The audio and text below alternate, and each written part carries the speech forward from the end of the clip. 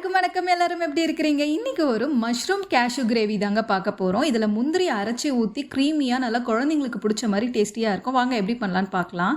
ஒரு deep pan எடுத்துக்கலாம். அது நல்லா சூடு பண்ணிவிட்டு 1.5லேருந்து 2 டேபிள் ஸ்பூன் எண்ணெய் சேர்த்துக்கிட்டு எண்ணெய் காஞ்ச உடனே 400 கிராம் மஷ்ரூம் போல் இந்த மாதிரி 2ஆக கட் பண்ணி வச்சுருக்கேங்க. இது பெரிய சைஸ் மஷ்ரூம் 2 துண்டாக மட்டும் கட் பண்ணி வச்சுருக்கேன். அப்போ தான் வந்து பெரிய பெரிய பீஸாக கிடைக்கும் கிரேவியில்.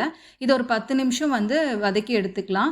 இப்போ அதை தனியாக வச்சுட்டு இப்போ அதே பேனில் 2 டேபிள் ஸ்பூன் போல் நெய், 2 டேபிள் ஸ்பூன் எண்ணெய் சேர்த்துட்டு 1 டீஸ்பூன் சீரகம், 1 இன்ச்சுக்கு பட்டை, 2 கிராம்பு, 2 ஏலக்காய் இதெல்லாம் சேர்த்துட்டு நல்லா பொரிய விட்டுக்கலாம்.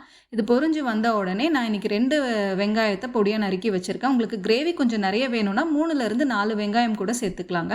இப்போ இது கூட ஒரு கொத்து கருவேப்பிலை, 2 பச்சை மிளகாய் சேர்த்துட்டு நல்லா வதக்கி எடுத்துக்கணும். வெங்காயம் இந்த அளவுக்கு வதங்கின உடனே 1.5 டேபிள் ஸ்பூன் போல் இஞ்சி பூண்டு பேஸ்ட்டு சேர்த்துக்கலாம்.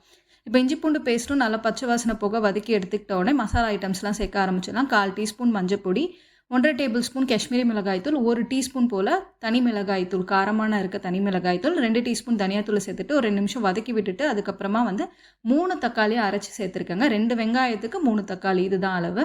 இதை வந்து தண்ணி எதுவும் ஊற்றாமல் அரைச்சி சேர்த்துருக்கேன். இது நல்லா வந்து சுருளை வதக்கி எடுத்துக்கோங்க. இந்த அளவுக்கு வந்த உடனே நம்ம வதக்கி வச்சுருந்த மஷ்ரூமையும் சேர்த்துக்கலாம். அது ஒரு பெரட்டிட்டு ஒரு 1/4 கப்பு போல் தண்ணி ஊற்றினா போதுங்க. மஷ்ரூம்லேயே கொஞ்சம் தண்ணி விடும். ஸோ இந்த அளவுக்கு தண்ணி ஊற்றிட்டு தேவையான அளவு உப்பு சேர்த்துட்டு லிட்டை மூடி ஒரு 10 நிமிஷம் நல்லா கொதிக்க விடுங்க. கிரேவி வந்து மசாலாலாம் நல்லா கொதித்து இந்த மாதிரி எண்ணெய் விட்டு வரும். இந்த ஸ்டேஜில் நான் ஒரு 15 முந்திரி வந்து 1/2 மணி நேரம் சுடு தண்ணியில் ஊற வச்சுருந்தேன். அதை நல்லா மையாக அரைச்சி அதை சேர்த்துக்கலாம் கடைசியாக. இப்போ கொஞ்சமாக வந்து கொத்தமல்லி சேர்த்துட்டு நம்ம எப்போயுமே கரம் மசாலா இந்த மாதிரி ஐட்டமெல்லாம் கடைசியில் தாங்க சேர்க்கணும். ஸோ கொஞ்சமாக தேவையான அளவு தண்ணி ஊற்றிட்டு கொஞ்சம் டேஸ்ட்டுக்கு பட்டரை சேர்த்துக்கிட்டு கரம் மசாலா, கசூரி மேத்தி இதெல்லாம் சேர்த்துக்கலாம். எப்பயுமே எந்த கிரேவிலுமே கரம் மசாலா கடைசியில் சேர்த்து பாருங்கள், வாசமாக இருக்கும்.